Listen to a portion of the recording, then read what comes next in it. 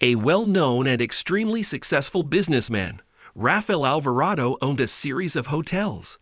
At around 35, he was a youthful, gorgeous bachelor who frequently appeared on magazine covers. Rafael appeared to be solely focused on his profession, despite the fact that many socialites fantasized of him and tried their hardest to gain his favor. He largely concentrated on his business and hardly went to gatherings.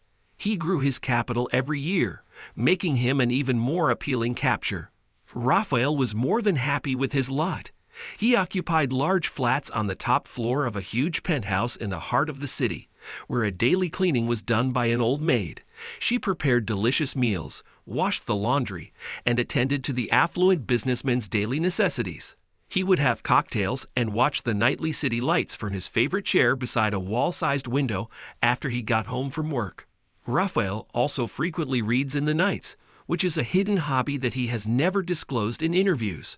Because the stories he read as a child encouraged him to dream bigger, the businessman felt that books were what shaped who he was. With 2 sisters and a younger brother, Rafael hailed from a pretty impoverished home. But his desire for travel was sparked by his love of adventure stories. At 14, he set out on his first adventure, hitchhiking to a nearby city with his best school friend.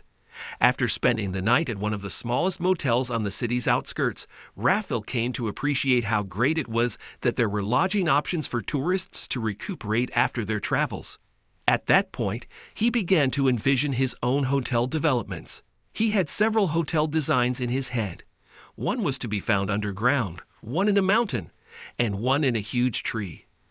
On Mars, he even envisioned his own space hotels that would be open to visitors. Not content with that, Rafael urged his mother to get a sketchbook, which he used to start sketching his projects. Only his closest friends, who appreciated his inventiveness, saw the sketchbook, which he kept safely in his desk drawer. At last, Rafael was able to present his thoughts at a school conference. The boy's effort was well received by the teachers and the principal, who suggested that he seek a career in architecture and design.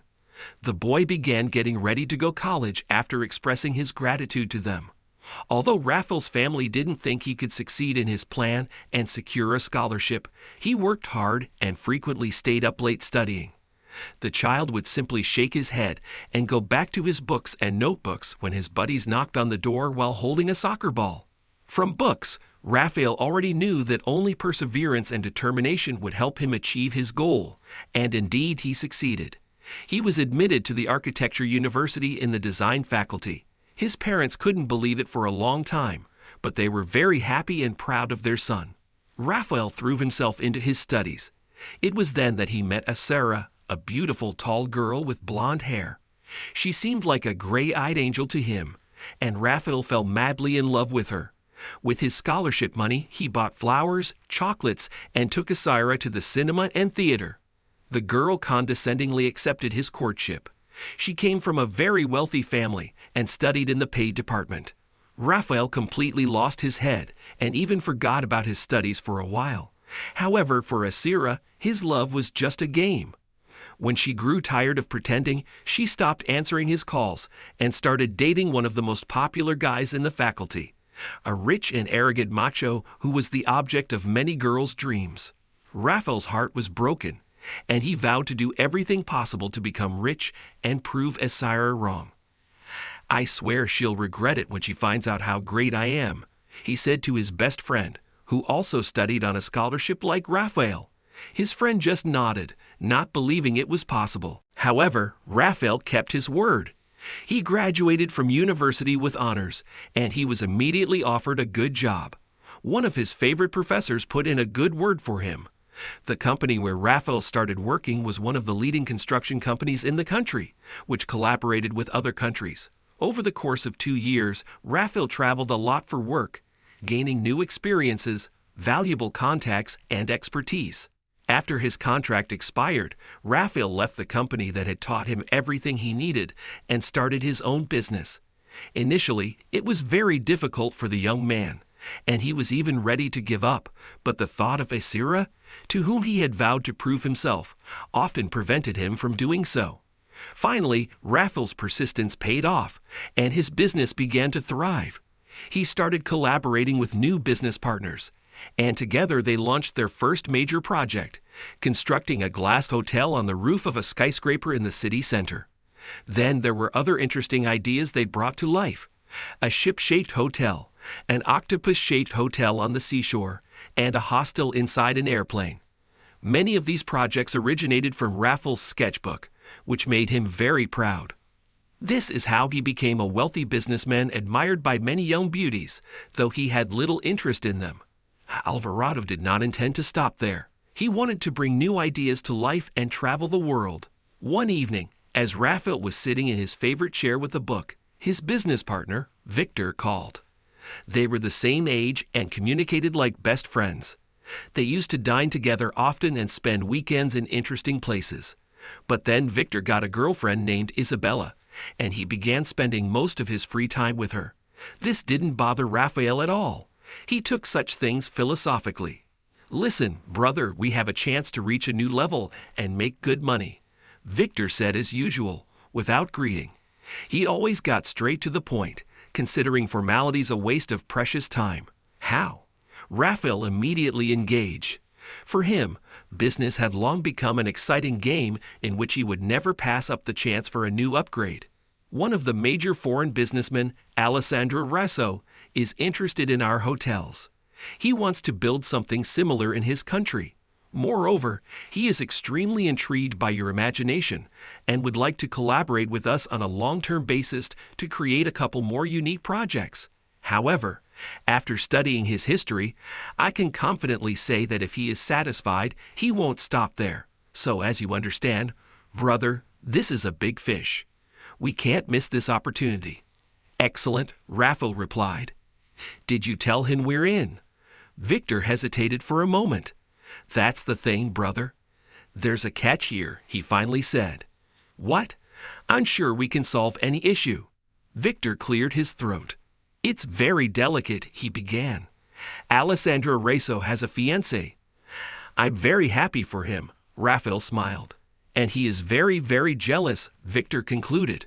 Raphael was momentarily stunned, not expecting this twist. What do you mean? He asked. As his assistant confidentially told me, Victor explained, Alessandro Rasso has a tradition.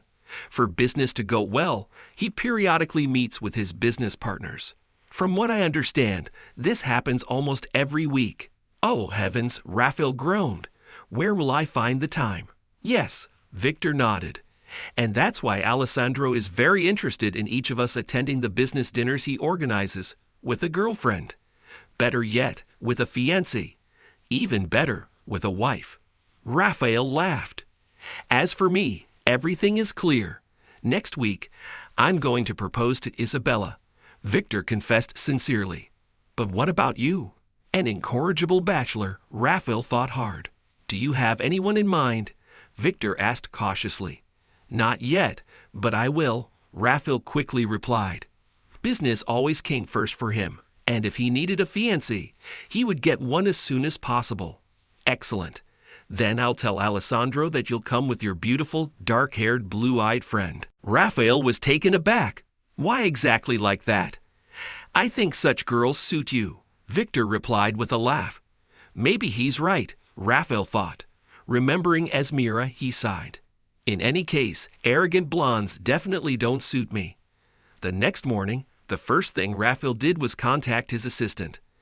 I need you to find me a fiancé, he said without any preamble. There was a moment of silence on the other end of the line. Excuse me, Senor Alvarado, the poor girl asked. Find me a fiancé, Raphael repeated. This needs to be done by the weekend. He hesitated for a moment, as if wavering, then added, she should be a beautiful girl with long dark hair and blue eyes. Preferably poor, just a girl looking for a job who doesn't aspire to be with a famous and wealthy businessman. Additionally, she should be well-mannered, educated, and articulate. That's all. The assistant was silent for a while again. But where will I find such a girl? She finally asked. Use all your connections and imagination, Raphael replied and hung up. Soon he received a message from Victor on his phone. Alessandro Rasso is expecting us for dinner at 7 o'clock on Saturday evening. Magnolia Restaurant on Central Avenue. How's it going with the fiancé? Raphael quickly typed a reply. Excellent. The fiancé is in progress. On Friday morning, the assistant called to inform him that she had found several suitable candidates.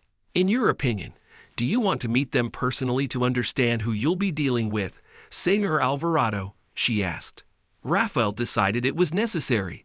He had to make a choice and at the same time brief the chosen girl. He told the secretary he would be in the office in an hour. Please invite the candidates you selected by that time. Okay, the assistant replied. Exactly an hour later, Raphael was taking the elevator to his office. For some reason, his heart was pounding, but he managed to calm it down.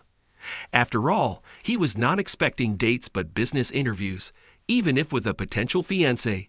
Finally, the elevator reached the 12th floor, where Raphael's office was located. He entered the reception area, and the assistant said that the first girl, Señorita Torres, was already waiting for him.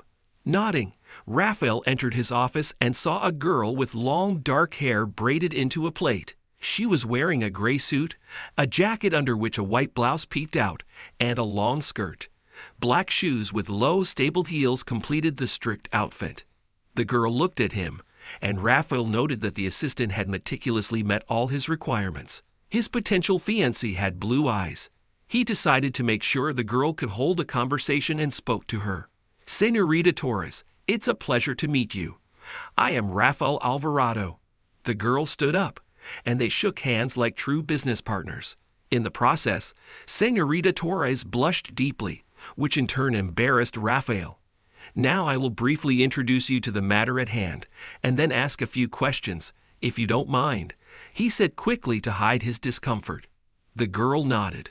They sat down in chairs opposite each other, and Raphael explained the nature of the job she would be expected to do. Hearing his words, the girl raised her eyebrow for a moment. Then her face returned to a calm and inscrutable expression. And now, if you don't mind helping me for a decent fee, we can proceed to a short interview. The young lady nodded again. It feels like she's mute, thought Raphael. Nevertheless, he began asking her questions about her current occupation, education, and favorite activities. Before answering, Señorita Torres took a long time to gather her courage. But once she started, she couldn't be stopped. Listening to her torrent of speech, Raphael felt disappointed. The girl stuttered. That's why she was hesitant to say a word, the man realized. When Señorita Torres finished, he thanked her politely and said he would call if the decision was favorable. The girl walked out, and Raphael invited the next candidate. She was a very attractive girl, but her cold manner of communication put the man off. The third candidate was also beautiful, but too tall for him. Raphael didn't want to look ridiculous next to his bride. The fourth girl seemed too plain to him. The fifth, too naive and silly. In the end, Raphael didn't choose any of the candidates. Feeling deeply frustrated for wasting so much time, he went out to dinner. In the restaurant, the man couldn't forget that he needed a bride-like air and unconsciously glanced around for a suitable candidate. There were many attractive girls around, but Raphael didn't dare approach any of them. If the press finds out, they will laugh at me, he decided. Moreover, this whole charade would quickly reach Alessandra Riso. That would be a complete failure. With these gloomy thoughts, Raphael finished his cold dinner and went home. The next day, he woke up early. Restless, he paced back and forth, thinking about where to find an unfortunate bride. A message notification sounded. Victor had written to Raphael again. I hope you've settled the matter with the girl. Riso was expecting both of us. Read the message. Raphael didn't reply. He decided that if worst came to worst, he would say he was sick and simply not go to the dinner. He took a shower, got dressed, and went into the city for breakfast. Leaving his car in the parking lot, the man walked toward his favorite cafe, where they served very tasty French toast and croissants in the mornings. On the way, he suddenly noticed a public library. Remembering that he had no new books, he decided to go inside. Of course, Raphael hadn't used libraries for a long time. All his books were ordered by his assistant. But because of all the fuss with the bride, the businessman had completely forgotten to send her a new list. This meant he was left without books for the weekend, which was like death to Raphael. He really loved to read. Moreover, due to the absence of a bride, it seemed he would have to spend tonight at home. Of course, Raphael could have gone to any bookstore and bought the necessary copies, but the sight of the library suddenly evoked long-forgotten childhood memories. It was nostalgia that drew him to the heavy doors, behind which lived thousands of stories.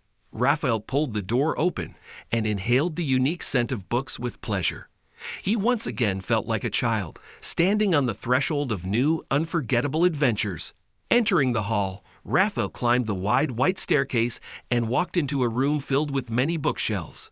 He started moving slowly along them, looking at the spines, completely forgetting about breakfast and other worries. The man was so engrossed that he didn't immediately hear a young girl in round glasses call out to him. Realizing that the new visitor hadn't heard her, she approached closer and repeated her question. "Are you looking for something specific?" the girl asked. Raphael started and looked at her. The girl had long dark hair, blue eyes, and a sweet smile. "Not Martinez, read the badge on her white shirt." Raphael involuntarily looked her up and down. She was elegant and slim, wearing a short pleated skirt, funny white knee socks, and heavy army boots. The businessman began, completely forgetting why he had entered the library. "You?" The girl smiled patiently, waiting for him to continue. "I was looking for books," Raphael said.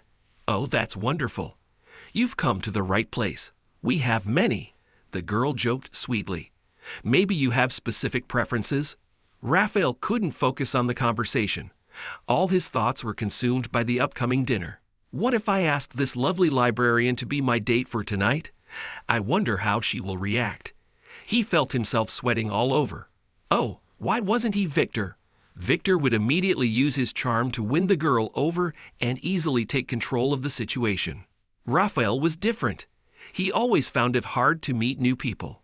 It turned out that even now, as a wealthy businessman, it was still difficult for him. "I love reading philosophical books," Raphael finally managed to say. "Wonderful," Na smiled. "Then let me guide you to the section where Socrates, Aristotle, and Plato are eagerly waiting for you." With these words, she walked lightly along the shelves, and Raphael barely kept up with her. How does she walk so fast in those heavy army boots? He wondered. Finally, Na led him to the shelves with hefty volumes on philosophy. "Here you go. Choose whatever you like, and I won't disturb you." With that, she went to her desk, and Raphael couldn't help but glance at her slender figure. He pretended to be choosing a book while desperately thinking about how to make the strange proposal that was swirling in his head. Finally, he picked the first book he saw and approached her. "Oh, Cicero, an excellent choice." Na smiled broadly at him. "Are you already registered with us?" Raphael shook his head. "All right then, I'll take a blank form, and I'll need your documents." Raphael put down the book and took his driver's license out of his pocket. However, before handing it over, he looked intently at the girl. She raised her eyes in surprise, feeling his gaze. "Do you need something else?" she asked. "A special book that's not on the shelves?" "No, it's not quite that," Raphael admitted. Or rather, it's not that at all. He got confused and felt himself blushing. "Then what is it?" Na asked, slightly furrowing her brow and getting ready to listen attentively. Raphael took a deep breath. "I need your help, but it's not the usual kind. I'd like to invite you to dinner." The girl's eyebrows went up. "But it's not a date." "No," Raphael quickly added. Na laughed. "Then what is it? Do you want me to read you poetry?"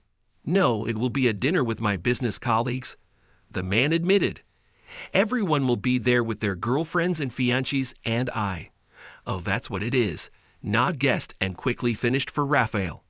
"And you have no one." "Exactly." He nodded with relief. Na thought for a moment.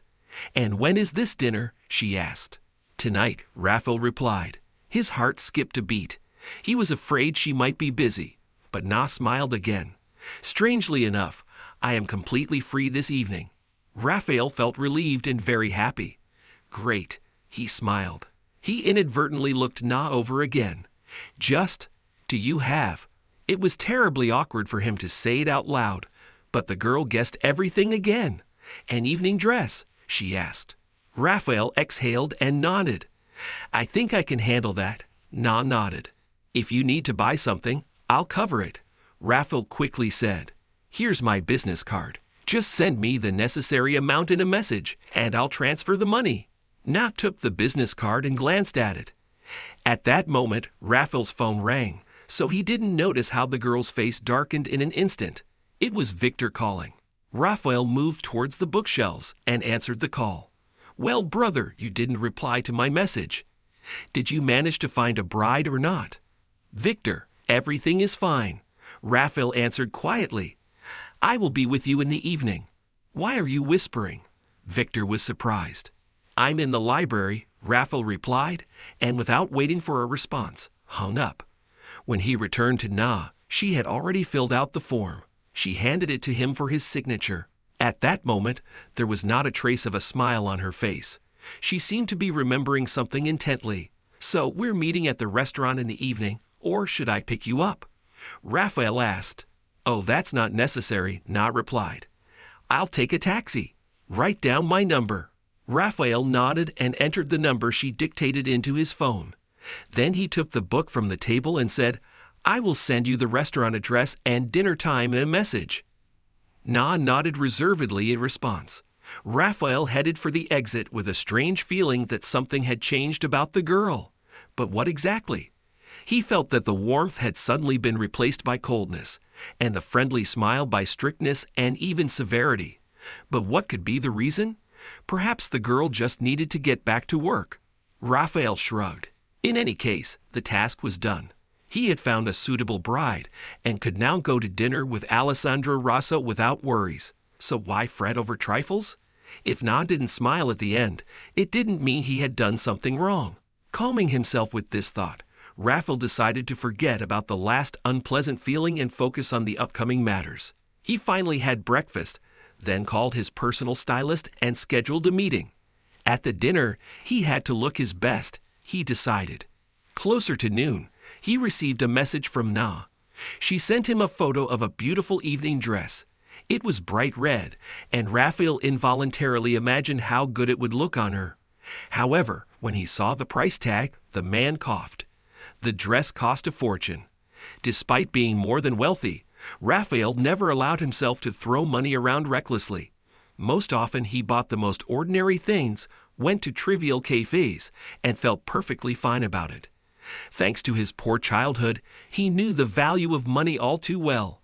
Of course, sometimes he had to buy expensive items to look respectable in the eyes of business partners, and today was one of those occasions.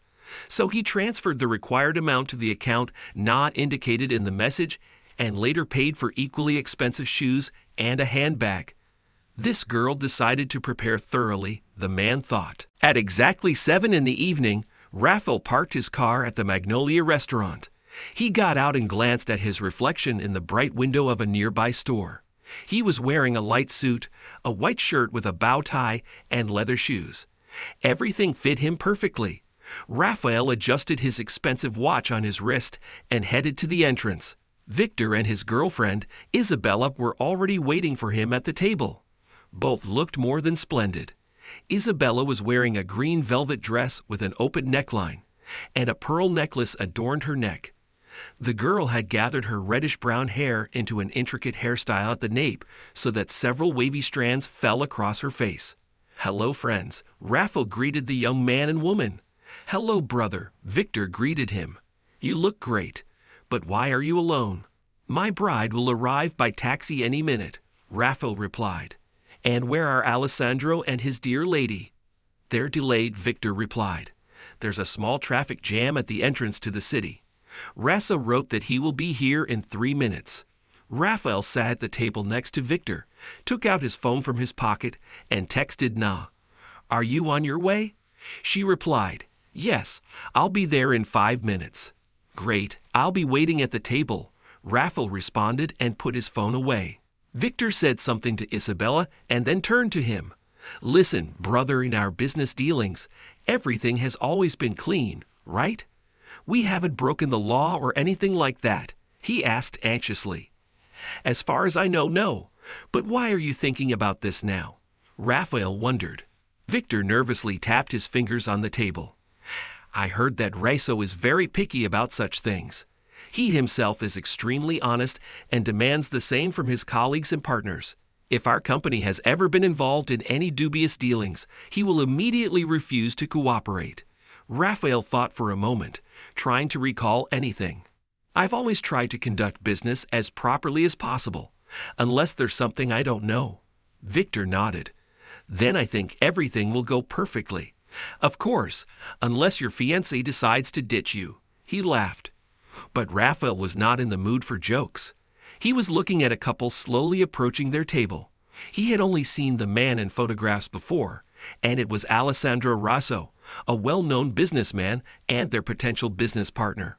Raso was a tall, middle-aged man in his 50s. His smooth, bald head shone under the lights, and his stylish checkered suit fit him perfectly. He carried himself with great confidence. Following him was a rather tall young woman with blonde hair and big eyes with long lashes. A blue silk sheath dress accentuated her slim figure, and silver jewelry matched her light gray eyes beautifully. Raphael stared at Reso's companion, unable to believe what he saw. He undoubtedly knew her very well. Alessandro's companion was Asira, the same woman who had once broken Raphael's heart at university. Now he understood why Raso was so jealous of his partner. This woman had always been flighty. When the couple approached the table, the men stood up to greet Alessandro. Asira gave Raphael a languid look and extended her hand for a kiss. He shook it somewhat mockingly, unsure if she had recognized him, as she put on an indifferent expression. In any case, everything between us is long in the past, Raphael thought. Glad to see you all in this beautiful place, Alessandro Raso said good-naturedly.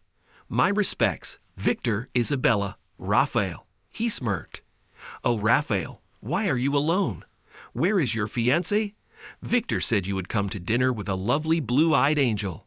Raphael blushed. Seeing as Sarah had made him so nervous that he had completely forgotten about Na. Collecting his thoughts, he was about to open his mouth to say that his partner would be there any minute when suddenly he heard a soft voice. The blue-eyed angel has already arrived. Everyone, including Raphael, looked up. Na was standing at the table. She wore a modest dark blue dress and simple black shoes. Her hair was neatly tied in a bun at the nape of her neck, and she wore long, shiny earrings. Despite the simplicity of her outfit, she looked elegant. However, Raphael had expected a completely different effect.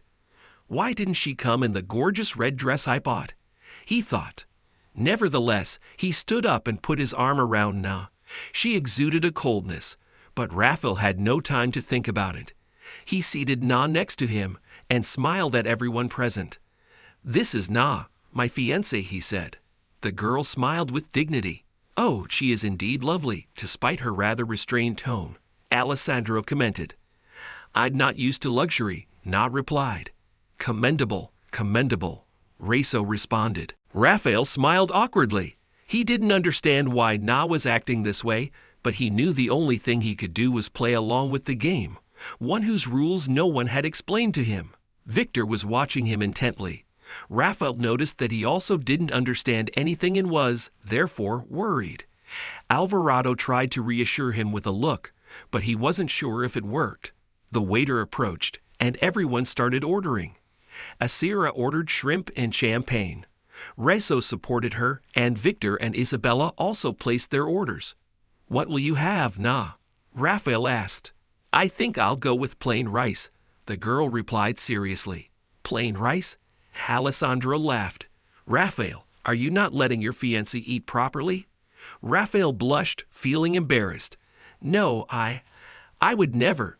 He caught Asira's mocking glance and became completely flustered. Oh, he has nothing to do with it, Na said with regal calm. I just watch my figure and try not to eat much after 6. Alessandro laughed good-naturedly, as if he had heard a funny joke. I like this girl, he said. Victor joined Raso in laughter, and the others started to smile too. She's still a child, Asira said patronizingly. Raphael felt irritation, but Na said nothing. The waiter brought drinks and light snacks. A business conversation started at the table, which the women listened to but did not participate in. When the men had discussed work matters, Asira turned to Na. "So when do you and Raphael plan to get married?" she asked. Na shook her head. "We haven't set a wedding date yet," she said. "Oh? But why not?" "We're not in a hurry," Raphael quickly answered for Na. "Yes, you've always been quite slow," Asira noted and suddenly winked at Raphael. Alessandro looked at his friend in surprise. "How do you know that?" he asked, looking at Asira suspiciously. "My sister went to university with him," the girl lied. This unsettled Raphael. Asira hasn't changed a bit, he thought, but he said nothing out loud. The conversation smoothly shifted to other topics. Now Victor and Isabella were in the spotlight. After some time, the waiter started bringing out the dishes. There was a lot of food, and it smelled delicious. A modest plate of rice was placed in front of Na, and she began to eat it slowly. Alessandro couldn't hide his affection as he watched her. Raphael saw that his friend had won the favor of their potential partner, but could he say the same about himself? Raphael didn't know. Sometimes it seemed to him that Reza looked at him with suspicion. The reason, of course, was Asira, who kept giving Raphael ambiguous looks.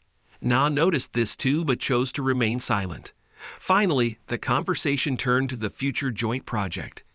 Victor and Raphael took turns telling Reza about their working methods, their ideas, and the innovations they plan to introduce. "This all sounds wonderful," remarked Alessandro, "and I like both of you. I'm almost ready to sign a contract with you." Raphael and Victor exchanged victorious glances. "However, my reputation is of utmost importance to me. I will never get involved with the company if I find out it has been involved in anything dirty. Can you guarantee me that my honor will remain intact and my dignity untainted if I start working with you?" Victor hastily swallowed his food and nodded. "Of course, we guarantee you that." Alessandro turned his gaze to Raphael. "Yes, we have never allowed ourselves to act dishonestly towards anyone," he confirmed. At this, Myra and Alessandro were about to say something. But at that moment, Na rose from her seat. "What's wrong, dear?" Raphael asked, alarmed. Na looked at him coldly and hostilely. "Are you sure you told Mr. Russell the truth?" she asked rather harshly. Raphael was confused. "What are you talking about?" he asked. The table fell very quiet. "I'm talking about the fact that you haven't always been honest with everyone you've dealt with," Na said clearly. Raphael looked at her, not believing what was happening. "Who did I deceive?" he barely managed to say. "My father," the girl replied. "A few years ago, your company decided to implement a new project and found a suitable location in the city center. But there was one small obstacle in your way, a little house where my family lived, and you decided to simply demolish it." A deadly silence hung over the table. Alessandro Rezo stared intently at Raphael. "Is this true, Mr. Alvarado?" he asked sternly. Raphael turned pale, and sweat appeared on his forehead. "I don't know anything about this," he muttered. "That's a lie," exclaimed Na. "You are the head of the company. You must know everything that happens in it. But I seriously know nothing. I always personally checked the place where construction was planned." "You're lying," Na shouted. Tears welled up in her eyes, and grabbing her purse, she ran away from the table. Raphael wanted to catch up with her, but Victor managed to hold him by the sleeve. "Wait, brother," he said. Raphael stopped, looking at Victor. "I don't know anything about any demolished house," he repeated, looking his friend in the eye. "But I do," admitted Victor, lowering his gaze. "What?" Raphael couldn't believe his ears. "It happened 4 years ago. We were planning to build a hotel in the center. You took a short leave then because your mother was ill. I handled everything. Yes, there really was one small house. I offered to buy it, but the owner refused. So I bribed the police, and they forced the family to leave the house, giving them 3 days to pack. This man wanted to go to court, but our lawyers convinced him that it was useless to fight a giant company. We transferred a substantial amount to the owner's account to cover the costs of acquiring a new home. And after a while, I completely forgot about this incident." Raphael looked at Victor with wide, horrified eyes. "You really did all this? And behind my back? How could you, Victor? I trusted you completely." Without raising his head, Victor replied, "Forgive me, Raph. I didn't think it was that serious." Alessandra Rosso began clapping theatrically. Exquisite. What a dramatic scene. Two business partners unmasking themselves. Saying this, he stood up and helped Myra to her feet. "Dear gentlemen, I thank you for a wonderful dinner and ask to be excused. We must take our leave." With these words, Alessandro and his companion left with dignity. No one thought to stop them. Everything was obvious. "Well, I'll be damned," was all Victor could say. Isabella sympathetically patted his hand. "Victor, this is absolutely not funny," Raphael said sternly. "I'm not sure I'm ready to continue working with you." With that, he got up and also headed for the exit. As Raphael was getting into his car, he felt someone's gaze on him. Looking up, he saw Myra coyly watching him through the window of a car leaving the parking lot. In response, Raphael just shook his head. He took out his phone and sent Na a message. "I'm sorry, but I really didn't know about your house. Victor just told me about his dishonest act now." The reply came almost immediately. "I don't believe you," Na responded. Raphael had no choice but to go home. He couldn't sleep for a long time and only calmed down when he firmly decided to go to the library the next day to talk to Na. He woke up very early. He immediately got up, brushed his teeth, took a shower, and got dressed. There was still plenty of time before the library opened, so Raphael decided to take a walk. He strolled down the street, got a coffee, and drank it anxiously, barely tasting it.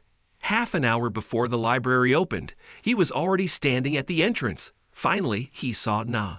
She was walking down the street, lost in her thoughts. She was wearing a short green skirt, a white polo shirt, and the same army boots. Her hair was down, adorned with a green bow clip. Na didn't notice Raphael at first, so he had to intercept her to get her attention. Seeing him, the girl was very surprised. "What do you want? I thought we said everything to each other yesterday." Raphael tried to take her hand, but Na pulled away. "I just wanted to apologize again. I'm telling the truth. I knew nothing about your house." Na looked at him intently, not saying a word. "It doesn't matter anymore," she finally said, trying to walk past Raphael, but he didn't let her pass. "Wait a minute. I want to make amends. You already did that yesterday. The money you transferred for the dress, shoes, and bag. I gave it to my parents." Raphael nodded. Now he understood why Na came in her regular clothes. "But I don't want you to hold a grudge against me," Raphael exclaimed desperately. He himself didn't know why it was so important to him. The deal with Alessandra Rosso had fallen through, so he no longer needed a bride. However, something inside resisted the thought of letting Na go forever. "I'm not holding a grudge," the girl replied dryly. "Then prove it." Raphael smiled. "Let me take you to dinner." "Another one?" Na responded skeptically. Raphael finally managed to take her hand. "Yes, but this time we'll be alone, and it will be a date," he said firmly and resolutely. Nina's eyebrows shot up in surprise. She couldn't believe what she was hearing. Why would a wealthy businessman invite an ordinary girl on a date? Raphael leaned close to Nina's ear. Maybe because he simply likes her. Na smiled at these words. "All right, I'll give you another chance," she said and skillfully slipped away, disappearing behind the heavy library door. Raphael went home. After changing, he went to the office, where he reserved a table at a restaurant and ordered roses to be delivered directly to the library. Then there was a knock at the door. "Come in," Raphael shouted. Victor entered the office, still visibly embarrassed. "Raphael, I'm sorry for what I did behind your back. Now I understand that I cast a shadow over our entire company." "Good that you understand. Otherwise, I thought something was wrong with your brain," Raphael grumbled. "I swear I'll never do that again," Victor said. "Please forgive me." "I'll think about it," his business partner replied. He was still angry at his friend. After Victor left, Raphael received a message from an unknown number. "You've become quite something. I'd love to see you." At the bottom, he saw the signature, Myra, so she wanted to see him. At any other moment, Raphael would have felt triumphant, but remembering Nina's gentle blue eyes, he took his phone and typed a reply. I think Alessandro wouldn't be pleased. After sending the message, he blocked Myra's number and focused on his work. At exactly 6 o'clock, he closed his laptop and went home to change. At 7 o'clock, he was at the library door. When Na appeared, he didn't recognize her at first. She wore a long golden dress and high heels, and her hair was beautifully curled and pinned up. When did she have time for that? Raphael wondered. You look amazing, he said out loud. Thanks for the roses, the girl replied. Na took Raphael by the arm, and they walked to his car. He took her to a small restaurant with books on the shelves, and they had a wonderful quiet evening at a cozy table. The young couple talked about various things, reminiscing about childhood, sharing their hobbies, and discussing favorite stories. It turned out they had a lot in common. By the end of the evening, Raphael was completely enchanted by Na, and the girl finally believed that the man had nothing to do with the matter concerning her home. The young couple began seeing each other almost every day, and after some time they realized they couldn't live without each other. They fell in love, and soon Raphael proposed to Na. A few months later, they got married and went on their honeymoon. Since both loved books, they decided to travel to different countries where famous writers had lived and visit the places they'd once frequented.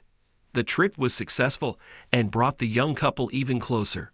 Now they knew almost everything about each other and loved each other with all their virtues and flaws. After returning from their honeymoon, Na immediately moved into her husband's apartment. In the evenings, they would sit together on the couch and read books. It was a quiet time filled with love and happiness. Dear viewers, if you enjoyed the story, please support the video by liking it and leaving a comment. Thank you very much.